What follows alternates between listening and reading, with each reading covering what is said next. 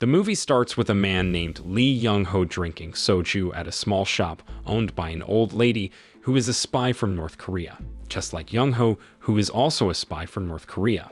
He finished a secret mission in South Korea. But while going back home, the South Korean police surround him. Young-ho, who is stuck, doesn't resist and plans to surrender.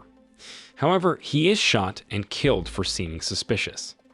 Then the scene shifts to a prison where siblings named Myung-hoon and Hayin are held.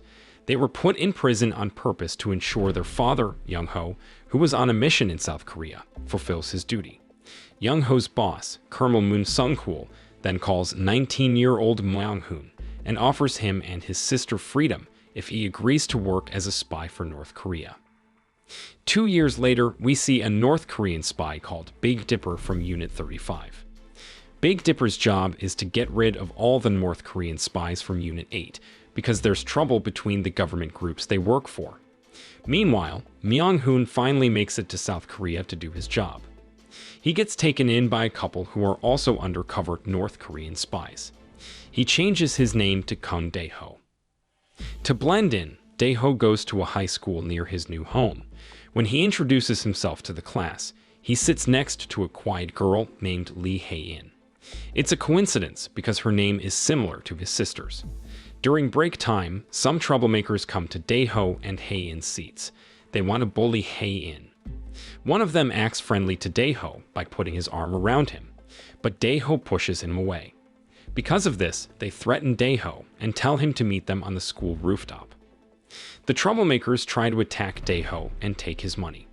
Dae-ho tries hard not to fight back because it would be really bad if he did. But he's getting fed up, especially when one of the bullies finds a photo of his family. Angry, he grabs the photo and puts it safely in his pocket. Just as the bullies are about to hurt Dae-ho, a teacher shows up on the rooftop and sends them away. When he gets home, Dae-ho gets a package with a cell phone inside. After turning it on, he gets a call from Colonel Moon telling him to kill Big Dipper. Colonel Moon also tells Dae-ho to go to a pharmacy and bakery owned by North Korean spies like himself from Unit 8. He gets a gun hidden in a cake from the bakery owner to use to kill Big Dipper. After learning where Big Dipper's men are, he goes to visit them. He meets a chubby man who refuses to give any details about Big Dipper. Since he doesn't get any information, he ends up killing the man. Dae-ho searches through the man's stuff and finds out where the butcher shop he frequents is. He goes there and the butcher gives him a paper with Big Dipper's car plate number on it. But just as he's leaving, the butcher tries to kill him. Dae-ho fights back and ends up killing the butcher instead. To cut it short, Dae-ho finds Big Dipper's car and starts following him. While driving, the driver realizes someone is tailing them. They speed up to shake him off, but end up crashing into a road divider. Because lots of people notice the small accident, Dae-ho has to quickly leave the scene. The next day at school, Dae-ho sees bullies bothering Hayin and takes her to a room. In the chemistry lab, the bullies force Hayin to give them all her money. She tries to fight back, but her shirt gets torn and her underwear shows accidentally. Dae-ho thinks the bullies will hurt Hayin, so he fights them off and easily beats them up. He lends her his shirt to cover herself. The following day, Hayin doesn't come to school and doesn't explain why. Dae-ho is worried about her after what happened with the bullies, so he tries to find out where she lives from the bullies who usually bother her. Afraid Dae-ho will fight them again, they finally tell him where Hayin works. But when Dae-ho goes there, one of Hayin's coworkers says she stopped working and left school yesterday. Recently, Hayin cut her hair short. She returns Dae-ho's shirt and asks him to pretend to be her brother so she can get a well-paying job elsewhere. Dae-ho agrees to help. Hayin tells him about her life, how she's alone after her parents passed away and has to support herself. Dae-ho feels moved and sympathetic hearing her story, even though he's struggling too. Meanwhile, Big Dipper already knows who Dae-ho is and finds his home. Without hesitation, Big Dipper kills Dae-ho's adoptive parents and destroys everything in the house. When Dae-ho comes back, he's shocked to find his adoptive parents murdered and Big Dipper waiting for him. A fierce fight between the two North Korean spies was bound to happen. They're both skilled fighters with excellent combat abilities. Surprisingly, Dae-ho proves to be better than the more experienced Big Dipper and ends up killing him. Then, Dae-ho burns down his house with the bodies of his adoptive parents and Big Dipper to cover his tracks. With Big Dipper gone, Dae-ho thinks his mission is over. So, he goes to a simple tavern owned by the old lady from the beginning of the movie. It turns out that every North Korean spy who finishes their mission in South Korea comes to this tavern before going back home. But before the lady can give Dae-ho a drink, he suddenly collapses and faints. The next day, a South Korean spy named Jong-min goes to Dae-ho's burned-down house to investigate. Jong-min and his partner find a school emblem from Dae-ho's uniform in the fire debris. After looking into it, they discover Dae-ho's true identity. He's actually a North Korean spy named Lee Myung-hoon. Meanwhile, the old lady who owns the tavern takes care of Dae-ho after he faints. She gives him food when he wakes up. While eating, Dae-ho talks to the old lady about his family and shows her a photo. The lady realizes Dae-ho is the eldest son of Lee Young-ho. While at the tavern, Dae-ho gets a package with a cell phone, showing his mission in South Korea isn't finished. Colonel Moon calls Dae-ho on the phone and gives him one last task before going back to North Korea, to retrieve valuable treasures taken by Big Dipper and his team. One of these treasures is a diamond worth nearly 40 million won. To make sure Dae-ho doesn't defect, Colonel Moon sends a video of Hayin to show she's okay.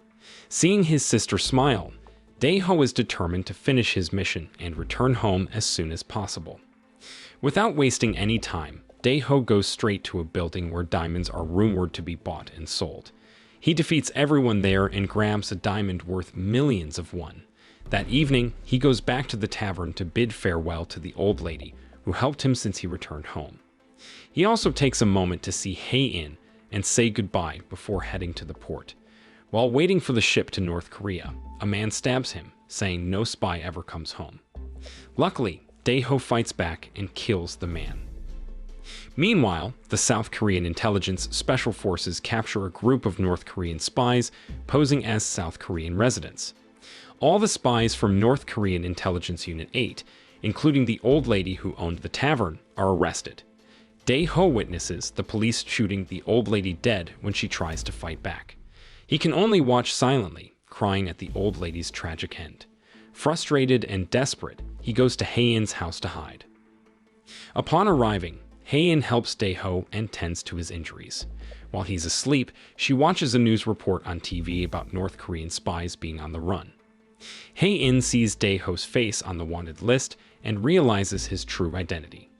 Despite this, she can't bring herself to report him to the police because he has helped her so much. Later, Hayin goes to the supermarket to buy groceries. When she returns, Jong-min, who knows about her connection with Dae-ho, visits her. He asks Hayin where Dae-ho is. However, Hayin lies and says she hasn't seen Dae-ho. Jong-min gives her his business card in case she learns anything about Dae-ho and wants to contact him. In short, Colonel Moon comes to South Korea with Dae-ho's younger sister. He believes Dae-ho has switched sides and joined South Korea. Colonel Moon calls Dae-ho and says he's in South Korea with Hayin. He tells Dae-ho to meet him and bring the diamond. In return, he'll release Dae-ho's sister. Hayin listens in on Dae-ho's conversation with Colonel Moon from behind a door. Before meeting Colonel Moon, Dae-ho writes a letter to Hayin, asking her to take care of his sister if anything happens to him. Worried, Hayin calls Jong-min and explains Dae-ho's situation. Meanwhile, Dae-ho meets Colonel Moon in a parking garage. He sees Hayin tied up in a car. Hayin, spotting her brother, looks scared and tries to call out to him. Dae-ho shows Colonel Moon a bag full of diamonds, but before he can give them to him, one of Colonel Moon's men tries to shoot Dae-ho from afar. Luckily, South Korean agents stop him. This leads to a shootout between the agents. Seeing his sister taken by Colonel Moon, Dae-ho chases after them. But Colonel Moon's escape is cut short when the police surround them. He manages to get away, but the police arrest Hayin. Dae-ho watches from afar and runs off to avoid getting caught by the police. Meanwhile, when a South Korean agent secures Hayin and Dae-ho's belongings, one of Colonel Moon's men kills the agent and kidnaps Hayin.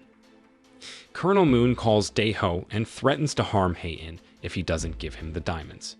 Feeling desperate, Dae-ho calls Jong-min and promises to surrender to the police once everything is sorted out. He pleads with Jong-min to let him speak to his sister. Hearing his sister's voice brings some relief to Dae-ho, who has missed her a lot during their time apart. Frustrated by his bad luck, Dae-ho cries, but he knows he must finish things so his sister can be safe and happy. Soon, Dae-ho reaches the meeting spot with Colonel Moon. He shows him the diamond, but he doesn't intend to give it to him. He's realized Colonel Moon has been using him for his own gain. Dae-ho throws the diamond away and starts shooting Colonel Moon's men. After rescuing Hayin, he detonates a bomb he had prepared, killing Colonel Moon and his henchmen. As Dae-ho and Hayin try to escape, one of Colonel Moon's men, who's still alive, attacks Dae-ho. Dae-ho fights back and tells Hayin to run away. Meanwhile, Colonel Moon survives the explosion and tries to kill Dae-ho, but Jong-min arrives, leading to another shootout. Dae-ho manages to kill Colonel Moon, but he gets badly wounded. Jong-min and Hayin rush Dae-ho to the hospital, but he dies from his injuries on the way. Hayin is devastated by Dae-ho's death. The movie ends with Hayin walking with Dae-ho's sister, talking about Dae-ho and trying to fulfill his last wish, to protect his sister. So the moral of the story is don't mess with spies unless you're ready for a diamond-sized drama and a whole lot of running. And remember, always keep your family close, even if they're undercover.